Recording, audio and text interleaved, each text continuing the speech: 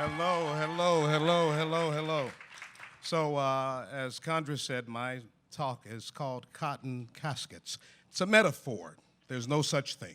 So, two people were shot and killed in Baltimore Tuesday night, marking 232 homicides for the year, according to police. Officials said this time last year, there were 199 homicides.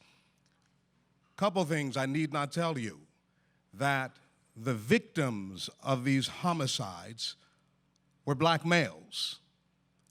The perp of these homicides was black. We take that as a given when we sit in our living rooms and watch the news every evening and we hear about these horrific murders that go one after another. The reason that I wrote, which started as a poem, Cotton Caskets, is because what I want to do there.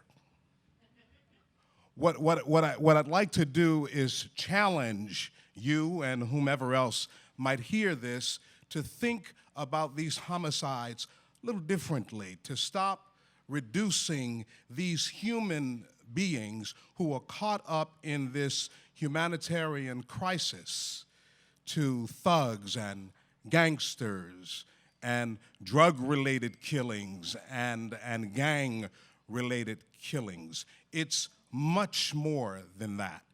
If there were 300 and some odd young men being murdered every year in Towson, Maryland, in Montgomery County, in Ellicott City, in Columbia, I think we'd view these homicides differently. But because they are black males, disposable human beings, who cares? So I'm here tonight to challenge you to think about them differently. I'm here tonight to ask you to help me restore their humanity despite their actions. And the reason I believe that would be a just approach to viewing these murders is because these homicides come with stories. These men, the victims and the perpetrators of these homicides, have stories. And those stories are as much a part of their DNA as their physical bearing. Those stories emanate from at least 400 years ago, when these men, their ancestors, were situated on the most barbaric battlefields imaginable to humankind.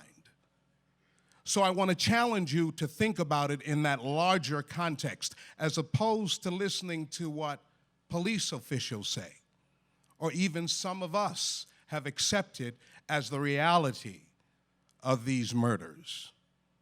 So, Cotton Caskets. I wrote this because I believe it captures the historical trajectory of the violence, the terrorism that has been perpetrated upon black bodies since 1619, at least. At least. That trajectory consists of chattel slavery, the Civil War, Reconstruction, Jim Crow, the Ku Klux Klan. Today, it consists of mass incarceration, legal servitude, disenfranchisement. All of those things that if they were happening to anyone other than black males, it would matter. They come with stories. This is the story, the truth, and the light of a nation, a people, and a perilous plight. It began at a time that seems long since forgotten, when black bodies were trapped on battlefields of cotton. Vicious, vile, and vast plantations fertilized the roots of depraved fixations that gave rise to a culture which gave birth to a nation that held black hands in subjugation, making race, religion, and violence a preoccupation. This violence would spread to such extremes it nurtured nightmares and detonated dreams. Cotton shards reigned supreme by cutting black bodies that shook, shuddered, resisted, and screamed.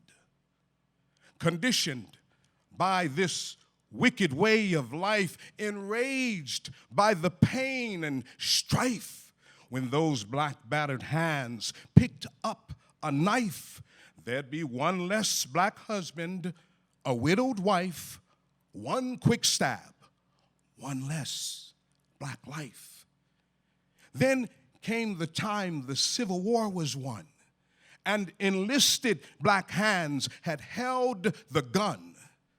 The fate was sealed, the deed was done. The fate was sealed, the deed was done, and death would plague this stolen son. And shortly after Reconstruction, signs went up